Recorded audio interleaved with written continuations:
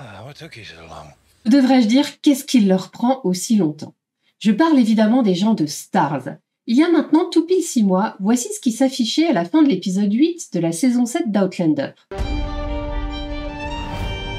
Et depuis, l'attente et l'espoir de voir la suite de la saison 7 ne cessent de grandir parmi les fans. Car oui, aucune précision n'a été donnée depuis. Et en réalité, si on y réfléchit bien, l'annonce 2024 est connue depuis le mois de mars 2023, soit bientôt 1 an. À l'époque, les producteurs avaient annoncé que la saison 7 serait coupée en 2 parties de 8 épisodes, que la première partie serait diffusée à partir du 16 juin 2023 et la deuxième quelque part en 2024. La société de production Stars, qui est aussi le service de streaming qui diffuse Outlander aux États-Unis, veut-elle perdre les fans de la série en leur imposant une attente interminable ? À l'heure où les chaînes de streaming se battent pour capter et fidéliser leur audience, n'est-ce pas une erreur de ne pas communiquer ? Alors que cache ce silence assourdissant de la part de Stars ? Et qu'a communiqué concrètement la production d'Outlander jusqu'à maintenant ? Vous êtes tentés tous de me répondre pas grand-chose. Et vous avez totalement raison. Les informations concernant la date de diffusion sont très maigres et la situation n'a pas beaucoup évolué depuis quelques mois.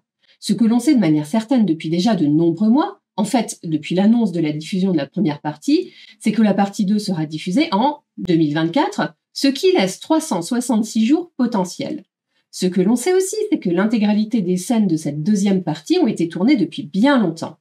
Et même si le temps de production est de 2 à 6 mois par épisode, that can take on Outlander anywhere between, Mikey, 2 months to 6 months.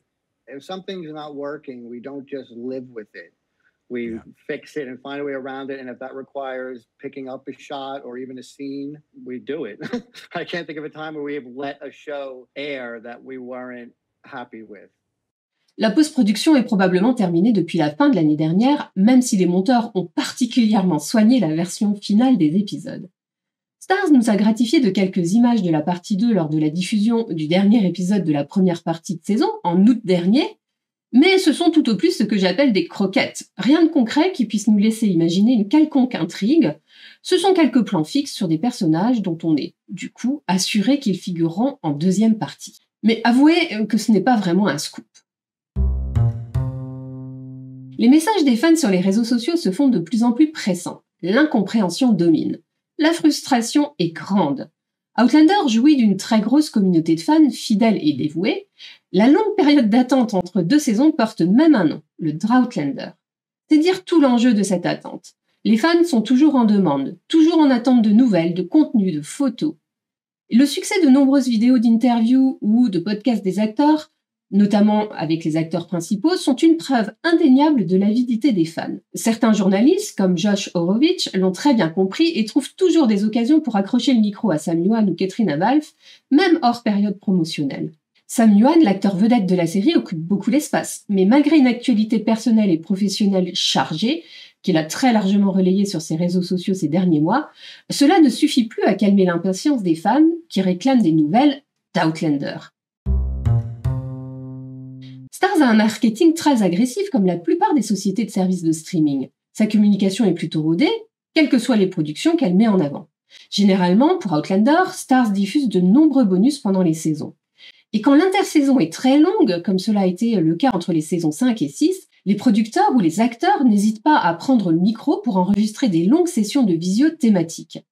Mais depuis la fin de la diffusion des 8 premiers épisodes en août, il n'y a vraiment pas grand-chose à se mettre sous la dent. Plus étonnant encore, la quasi-absence de teasing pour cette partie 2. Le compte X de Outlander Stars a été encore assez actif jusqu'en septembre avec quelques mini-vidéos des coulisses avec les acteurs, mais la communication s'est nettement appauvrie ensuite. Des vœux d'anniversaire, des photos inédites de la première partie, mais rien de tangible. La description du profil sur X indique toujours « La partie 2 arrive en 2024 ». Idem sur Instagram où il n'y a pas de nouveau contenu original depuis plusieurs mois. Il est vrai que la grève avait muselé les acteurs pendant quelques mois, mais cette grève est terminée depuis fin septembre pour les scénaristes et début novembre pour les acteurs. Alors, qu'est-ce qui explique ce silence prolongé de la part de la production ? Puisque le tournage est bouclé et que la post-production l'est également, rien n'empêche la production de sortir la saison. Ça, c'est la pensée dominante parmi les fans. Mais c'est oublier que les sociétés de distribution obéissent à des contraintes financières et qu'elles sortent leur contenu au moment où cela sert le plus leurs intérêts. En 2020-2021, ce qui a bouleversé les productions, c'est la pandémie. Et en 2023, c'est la grève des scénaristes à Hollywood, doublée d'une grève des acteurs. Et ces événements ont eu un impact très très fort sur les décisions de diffusion des saisons déjà tournées au regard des saisons à tourner. En effet, les studios déplorent des trous béants dans leur calendrier de sortie pour cette année et au-delà. Alors comment la grève a-t-elle impacté les productions ? De deux manières. Pas d'écriture de scénario et arrêt des tournages en cours. Un exemple très concret, l'écriture de la saison 8 d'Outlander avait commencé avant la grève, mais n'était pas terminée. It has delayed us and hopefully that's all it is, just a delay, so hopefully we all get back soon. Et puis il en est de même pour d'autres séries Stars. Les tournages interrompus ont reporté d'autant la possibilité d'une diffusion. Tout cela rend le calendrier plus compliqué à gérer pour Stars, dont la volonté est de continuer à maintenir un rythme de sortie de nouveautés assez régulier. Pour éviter des trous dans la raquette, ils ont décidé d'allonger le temps de sortie de leur série déjà mise en boîte. Man in Skills 2 en Nouvelle-Zélande est à ce titre un merveilleux exemple. Tournée en janvier 2022, la série mettant en scène 2 acteurs d'Outlander n'est finalement sortie que 18 mois plus tard sur Stars, pour pouvoir bénéficier du tremplin et du pont avec la saison 7 d'Outlander. On interpelle souvent Matt Roberts ou Meryl Davis, les producteurs exécutifs et le showrunner, au sujet des dates de diffusion. Mais comme l'a dit Meryl Davis, This is completely out of my hands. La grève a sa part de responsabilité. Mais n'y aurait-il pas une autre explication ? Alors que le préquel est désormais officiellement en production, le tournage a commencé début janvier, on introduit une nouvelle variable dans l'équation.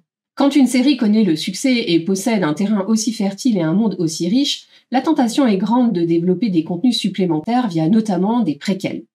Outlander ne fait pas exception à la règle et les scénaristes se sont ainsi attelés à raconter l'histoire des parents de Jamie et de Claire. Le préquel sera un bon moyen de répondre aux questions que les fans se posent.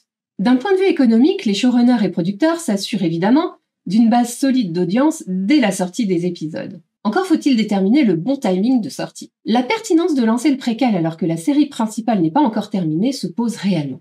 Alors ce préquel sera-t-il diffusé avant ou après la saison 8 ? La question du calendrier reste entre les mains de Stars dont la communication pour 2024 est bien opaque. Bien malin qui pourrait prédire leurs intentions. Vous l'avez compris, il faut donc voir les choses à une plus grande échelle.